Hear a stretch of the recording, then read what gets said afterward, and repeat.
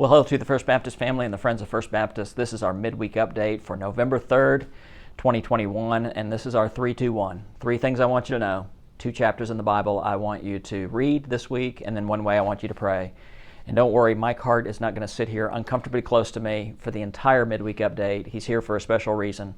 So here's the 3 things I want you to know. Sweet potatoes and stuffing for John 3:16. As you're shopping, collect those items, bring them to our blue bins.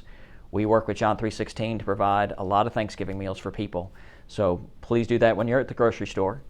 Second, as you look at your finances this season, and again, this is a season of generosity, we have a goal of $250,000 for our missionaries around the globe. And in that, we're going to build 2 compassion centers this year. One in Bangladesh. We built Bangladesh last year, Bolivia and Burkina Faso this year. If you need to look at a map, look at a map. These are some very impoverished areas that will provide children with nutrition, education, and the hope of the gospel, most importantly. Third thing I want you to know is about Trav's Coats for Kids. And again, Catholic Charities has been involved in this for many, many years. And because of the Afghan refugee resettlement, they have their hands full.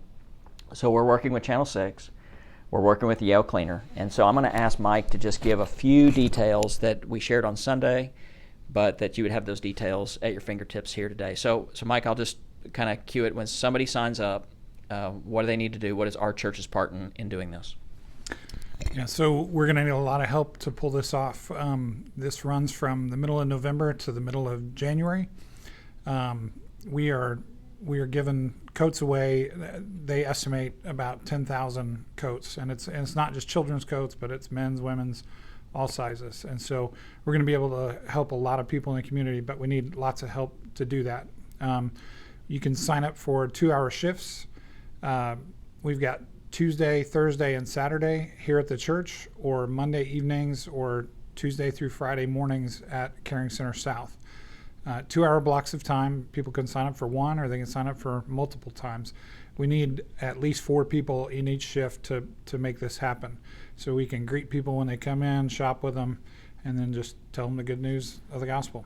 And so I want to make sure that people are clear about this. We are not collecting coats here at the church. We are not collecting coats here at the church. If you have coats to donate, that's great. Take them to Yale Cleaners. They will clean them and then send them to us. Okay, fantastic. So I'm going to dismiss Mike. He may leave now, but if you have any questions, contact the missions office. But of course, as you sign up, thanks, Mike.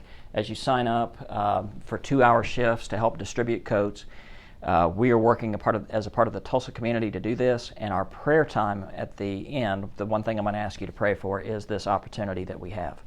So that's the 3 things I want you to know.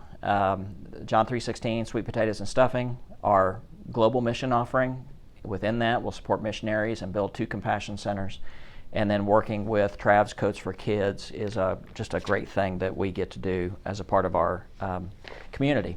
So here's the 2 chapters in the Bible I want you to read this week. And it's Genesis 29 and 30. We're still dealing with Jacob. You remember Abraham was the beginning of the Jewish nation. From one man would come an entire nation. From one nation would come one man, Jesus Christ, who would be a blessing to the whole world. Well, this is that salvation story. And we see the generations pass from Abraham to Isaac, now to Jacob. And Jacob was kind of a shady character. God needed to break him down. And here's a quote that I heard when I was in high school that I've never forgotten. I wish I knew who said this. I could probably search it and find it. It says this, that God never uses a man greatly until he hurts him deeply.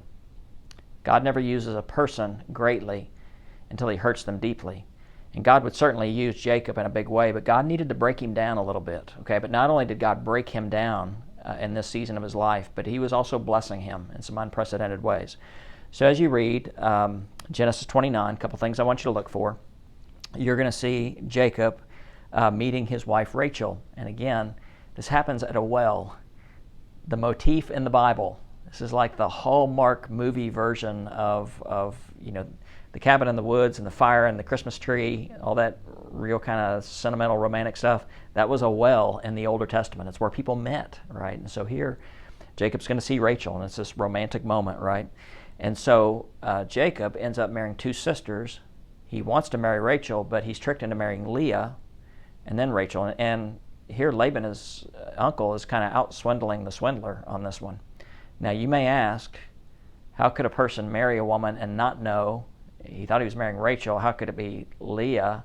And how come he didn't find out until the next day? Well, let's just say that brides were covered quite extensively in a marriage ceremony, and with the wedding celebration, there was probably a lot of alcohol involved. And so Jacob didn't realize who he had married until the next day. You can read that account. But again, this is part of Jacob being outsmarted, right? And out-swindling the swindler, and God needed to humble him quite a bit. But even in that, there'd be a lot of blessing, because you begin to see the story in chapter 29 and chapter 30 about all the descendants of Jacob that would become the 12 tribes of Israel. Okay. Then when you get into chapter 30, you have an unusual little vignette here about mandrakes, Rachel and Leah, and who gets to sleep with Jacob on a particular night. The son that would result from this is named Issachar, and you just had to think later in life, Issachar said, I don't want to eat mandrakes, I don't want to think about it. It's a really unusual story. But again, it's about two people outsmarting the swindler. First it was Laban who swindled Jacob. Now it's Rachel and Leah that are kind of manipulating him, and it's kind of breaking down Jacob just a little bit, and realize he's not the smartest man in the room. To realize others are manipulating him, and he doesn't like it very much, so why is he doing that to somebody else? And so God begins this process of breaking down Jacob, which would culminate with an event that we're going to look at here in the next few days, about Jacob walking with a limp for the rest of his life. We'll get to that. But also you see this section of chapter 30 where even though God is breaking down Jacob in one way, in another way he's blessing Jacob and increasing his flocks and his possessions. And there's an unusual section here about when the flocks would come, when the flocks were in heat and they would be breeding.